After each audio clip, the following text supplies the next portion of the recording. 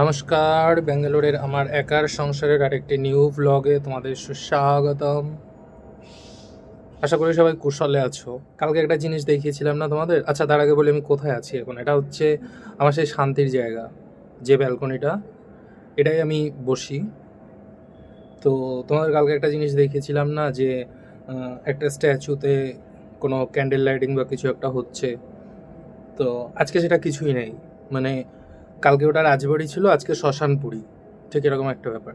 তো চলো সেই ভিউটা একটু এই হচ্ছে কালকে সেই লাইটিং ছিল, ভিডিওতে দেখেছিলাম একটা লাইটিং ছিল স্ট্যাচুতে, তার আশেপাশে ক্যান্ডেল লাইটিং হচ্ছিল। এই হচ্ছে সেই জায়গাটা, সকালবেলায় আমি দেখেছি এগুলো সব পরিষ্কার করে ফেলেছে, কিছুই নেই।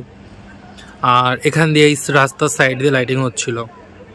আচ্ছা, এদিকে বলতে আজকে যদিও একটু কুয়াশাটা বেশি, ততটা দেখা যাচ্ছে না। তো চলো ডিনার নিয়ে চলে এসেছি, এবার ডিনার করা যাক। তো আমি ডিনার করতে করতে একটু বাড়িতে কথা বলবো।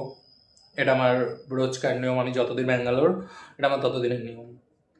তো একটু বাড়িতে কথা বলি মায়ের সাথে।